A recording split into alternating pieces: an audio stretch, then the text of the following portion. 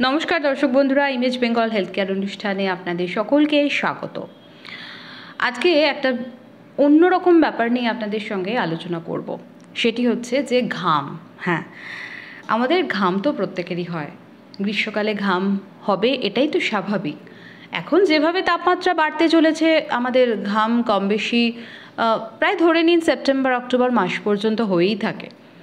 আবার কারোর প্রচণ্ড ভয় পেলে বা টেনশন হলেও ঘাম হয়। এছাড়া আরও বিভিন্ন কারণেও ঘাম হতে পারে।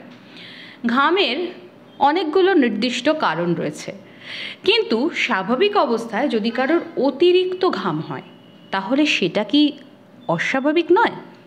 সেক্ষেত্রে কি করা দরকার, কেন এমন হয়? তাহলে কি শরীরের রক্তের ভারসাম্যের কোথাও গণ্ডগোল আছে যার জন্য এরকম হচ্ছে? এই বিষয়টা আমাদের কাছে আজকে অত্যন্ত গুরুত্বপূর্ণ। আর সেই বিষয়ে জানতে আজকে আমরা আমাদের মধ্যে পেয়েছি কনসালটেন্ট ফিজিশিয়ান ডক্টর এস.এ. মল্লিককে। স্যারকে প্রথমেই আমাদের ইমেজ বেঙ্গল হেলথ কেয়ারে স্বাগত জানাবো। নমস্কার। নমস্কার। আজকে আমরা যে বিষয় নিয়ে আপনার কাছে জানবো সেটি হচ্ছে যে অতিরিক্ত ঘাম। আমরা জানি যে ঘাম তো কম বেশি প্রত্যেকেরই হয়, গ্রীষ্মকালে ঘাম হবে এটাই খুব স্বাভাবিক। কিন্তু সবথেকে বড় কথা, যাদের অতিরিক্ত ঘাম হয়, এই অতিরিক্ত ঘামটা ঘামটা কতটা পর্যায় পর্যন্ত স্বাভাবিক এবং কখন অতিরিক্ত? ঘাম আমাদের প্রত্যেকেরই হয়। ঘামটা কিছুটা সিজনাল, কিছুটা বডির কিছুটা মেটাবলিজমের জন্য ঘাম হয়। আমাদের বডিতে আমাদের শরীরে যেসব শারীরবৃত্তীয় কাজকর্ম চলে, যেসব বিপাক ক্রিয়া চলে, তার জন্য জল তৈরি হয় এবং সেই জলটা আমাদের ঘাম আকারে শরীরের বাইরে বেরোয়। নর্মালিও অনেক সময় ঘাম হতে থাকে, সেটা আতঙ্কিত হওয়ার মতো কিছু নয়। কিন্তু কিছু কিছু মানুষের অনেক বেশি ঘাম হয় এবং সেটা তখনই আমরা হাইপার হাইড্রোসিস বা বেশি ঘাম বলবো, যদি এরকম অতিরিক্ত ঘাম হওয়াটা একজন মানুষের 6 মাসের বেশি থাকে এবং তিনি অবজার্ভ করেন যে অন্যদের থেকে তিনি বেশি ঘামছেন এবং তার ঘামের পরিমাণটা বেশি আগে যেরকম ঘামতেন তার থেকে। এখন ঘামটা খারাপ নয়, ঘামকে আমি বলি যে আমাদের বডির একটা এয়ার কন্ডিশনিং সিস্টেম। ঘামে ঘর্মগ্রন্থি থেকে ঘাম হয় এবং ঘর্মগ্রন্থি থেকে ঘামটা জলের আকারে বেরিয়ে আসে একটা ডাক্ট দিয়ে, সেটাকে সোয়েট গ্ল্যান্ড আর সোয়েট ডাক্ট বলে। সেটা বডির বাইরে বেরিয়ে আসে এবং বডির তাপমাত্রা নিয়ে সেটা ইভাপোরেশন হয়ে যায় বা সেটা গ্যাসিয়াস একটা পর্যায়ে গিয়ে আমাদের শরীর থেকে উবে যায়।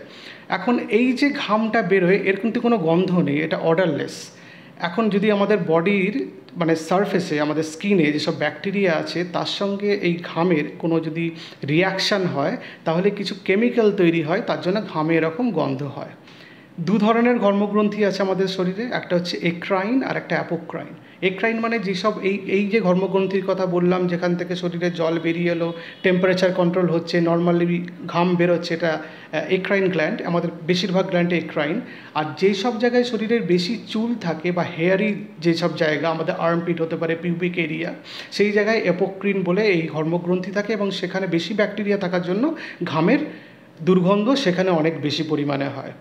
এখন পেশেন্টরা আতঙ্কিত হয়ে পড়েন যে বেশি কেন ঘামছি, আমার কি হার্ট অ্যাটাক হচ্ছে ভেতরে ভেতরে, বা কেন ঘামছি, আমার কি অন্য কোনো হরমোনাল ডিসঅর্ডার হলো, বা আমি কেন অন্যদের থেকে বেশি ঘামছি, এটা কোনো খারাপ রোগের লক্ষণ কিনা?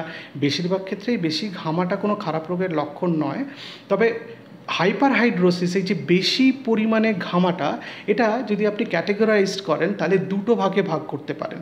একটা হচ্ছে ফোকাল প্রাইমারি হাইপার হাইড্রোসিস বলে, এটা একটা জেনেটিক মিউটেশন হয়ে হয়, এটা জেনেটিক রোগ। বাবা, কাকা, ঠাকুরদা, মা বা মায়ের দিকের কোনো রিলেটিভ, মাসি বা মামায়ের, এদের বেশি ঘামতেন, তার জন্য আমাদের ঘাম বেশি হচ্ছে। ইউজুয়ালি এই বেশি ঘাম হওয়াটা কয়েকটা জায়গায় বেশি হয়। একটা আমাদের আর্মপিট, আমাদের হাত, আমাদের পা, আমাদের মাথা বা কপাল, গলা এবং কারো কারো জেনিটালিয়া পেশাব পায়খানা, এই জায়গাগুলোতে এবং লোয়ার ব্যাকে। আর এক ধরনের বেশি ঘাম হওয়ার রোগ আছে, সেটাকে বলে জেনারেলাইজ সেকেন্ডারি হাইপার হাইড্রোসিস। সেটা বডিতে কিছু আন্ডারলাইং কজ থাকার জন্য হয়, যেমন ডায়াবেটিস বা হার্টের প্রবলেম হতে পারে, অ্যাক্রোমেগালি বা হাইপারথাইরয়েডিজম, এইসব রোগে হয় আর কি। বা কারো যদি ওবেসিটি থাকে, তাদের এই ধরনের ঘামটা বেশি হয়। সুতরাং হাইপারহাইড্রোসিস হলে যে শরীরের মধ্যে কোনো খারাপ রোগ লুকিয়ে আছে সবসময় তাই হয় না। অনেক সময় দেখায় লোকে অ্যাংজাইটিতেও বেশি ঘামে।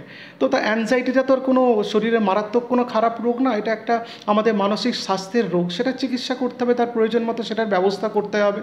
এবং এটাকে নিয়ে আতঙ্কিত হয়ে যাওয়ার পর্যায়ে কিছু না। আপনি যদি খেয়াল করেন যে আপনি বেশি ঘামছেন অন্যান্য আপনার যারা বাড়ির পরিবারের লোকজন আছেন বা বন্ধুবান্ধব বা যেখানে কাজ করছেন তাদের থেকে, তাহলে আপনি এই ব্যাপারটা নিয়ে নিজে ভাবুন এবং একজন ডাক্তারের সঙ্গে আলোচনা করুন, তার পরামর্শ নিন।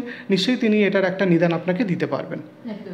স্যার, অনেক সময় আমরা এরকমও শুনেছি যে বেশি ঘামছে তার মানে বেশি করে জল খাওয়াটা দরকার, এটা কি কতটা সঠিক?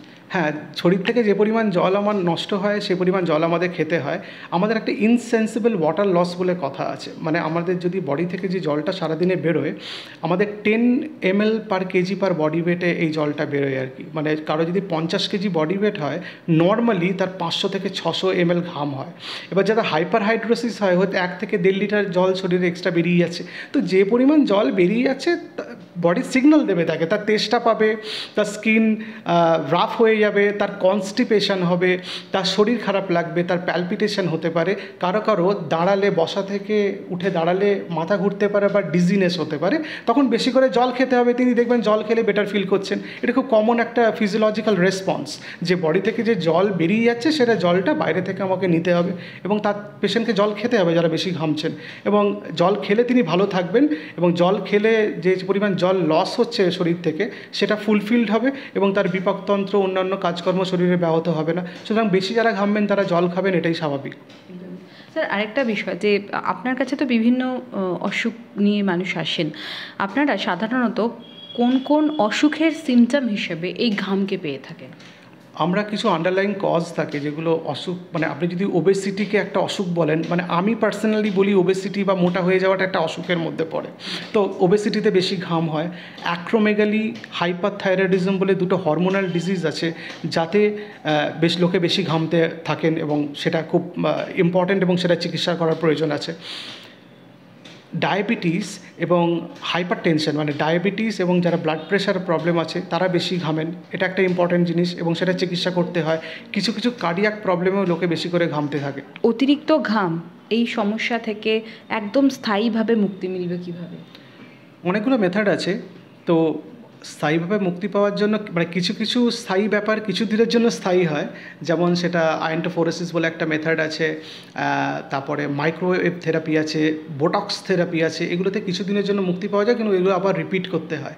আর কিছু কিছু মেথড আছে যেগুলো পার্মানেন্টলি মুক্তি পাওয়া যায়, যেমন এন্ডোস্কোপিক থোরাসিক সিম্প্যাথেক্টমি বলে একটা মেথড আছে, যে একটা নার্ভকে অ্যাবলেট দেওয়া হয়, মানে কেটে দেওয়া হয় অলমোস্ট, জন্য যে সোয়েটগুলোতে যে নার্ভ ইনারভেটেড হয়, ফলে সোয়েট গ্ল্যান্ডগুলো সোয়েট বেরোতে পারে না, একটা মেথড। আর কিছু সার্জিক্যাল প্রসিজিয়ার আছে, যেমন লেজার করে হোক বা স্ক্রেপিং করে হোক সোয়েট গ্ল্যান্ডগুলোকে, বা লাইপোসাকশন করে হোক সোয়েট গ্ল্যান্ডগুলোকে চামড়ার নিচ থেকে বের করে আনা হয়। তো কিছু যাদের ফোকাল জায়গায় বা আন্ডার আর্মস বা আর্মপিট বা এইসব জায়গা থেকে যখন বেশি সোয়েট জেনারেটেড হচ্ছে সেই সব ক্ষেত্রে এটা খুব ভালো কাজ করে। তো মোটামুটি এই মেথডগুলো অ্যাপ্লাই করলে স্থায়ীভাবে মুক্তি পাওয়া যায়। তবে আমরা যে মেথডগুলো প্রথমে বললাম, যে অ্যান্টিপারস্পিরেন্ট ইউজ করা, জামা কাপড় বদলানো, বেশি করে জল খাওয়া, ঠান্ডা আবহাওয়ায় থাকা, বেশিবার স্নান করা, এগুলো যথেষ্ট ভালো মেথড। কিন্তু যারা স্থায়ীভাবে মুক্তি পেতে চান তাদের জন্য এই সার্জিক্যাল মেথডগুলোও আছে।